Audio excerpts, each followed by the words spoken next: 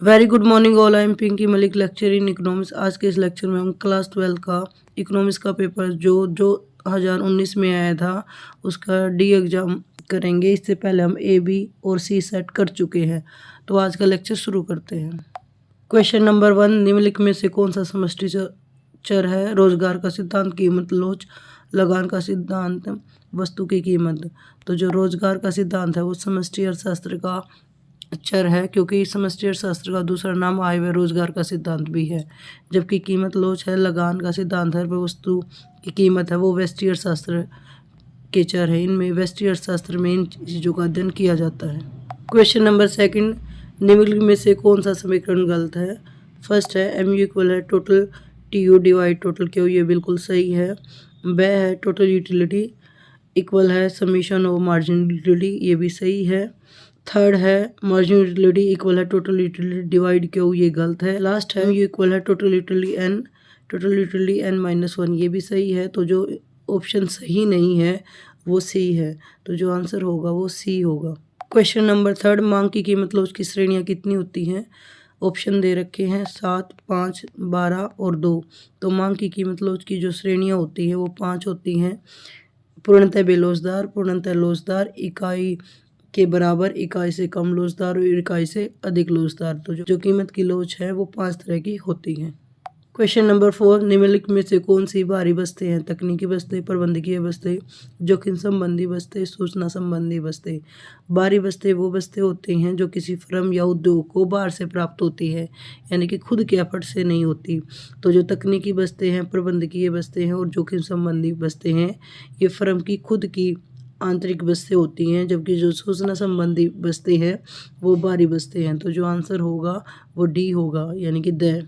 Question number 5, सामान्य लाभ कब उत्पन्न होता है? जब A R greater than A C, A R equal है A C, A R less than A C, total revenue greater than total cost के। तो जो आंसर होगा वो वह होगा जब ए आर बराबर होती है ए सी के, तो उस सिचुएशन में सामान्य लाभ प्राप्त होता है।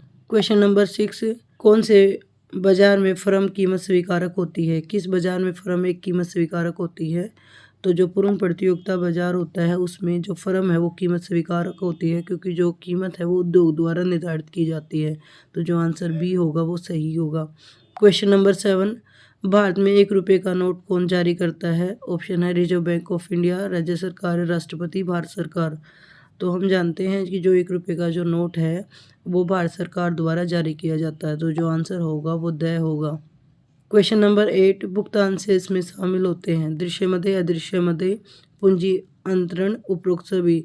तो जो भुगतान शेष है उसमें वस्तु और सेवा यानी दृश्य मदे, अदृश्य मदे और पूंजी अंतरण तीनों को शामिल किया जाता है। तो जो आंसर होगा वो डी होगा, उपरोक्त सभी। Question number 9, true and false बतानी है। पूंजी पर ब्याज एक परिवर्तनशील प्रवाह है। Interest on capital is a flow variable, ये सही है। जो ब्याज है पूंजी पर वो एक फ्लो यानी कि परिवर्तनशील प्रवाह चर है। क्वेश्चन नंबर 10, घटते प्रतिफल का नियम कृषि पर लागू होता है।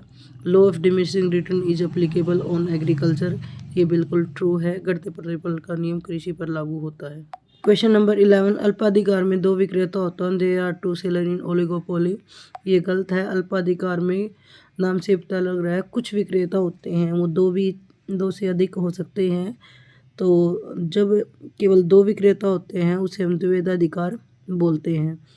क्वेश्चन नंबर 12, दूध की पूर्ति बेलोचदार है, ये बिल्कुल सही है।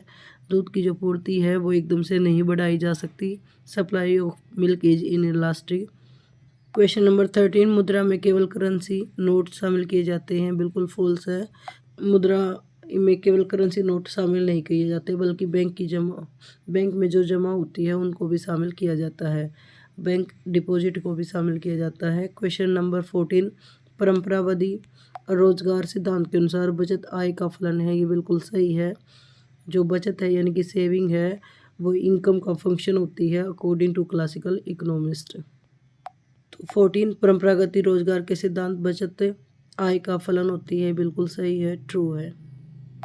क्वेश्चन नंबर 15, सेवा कर अप्रत्यक्ष कर है, service tax is indirect tax, ये बिल्कुल सही है। क्वेश्चन नंबर लास्ट 16, स्थिर विनिमय दर प्रणाली में विनिमय दर की दर सरकार द्वारा निर्धारित होती है। Rate of exchange is fixed by the government in case of fix exchange rate, ये भी बिल्कुल सही है।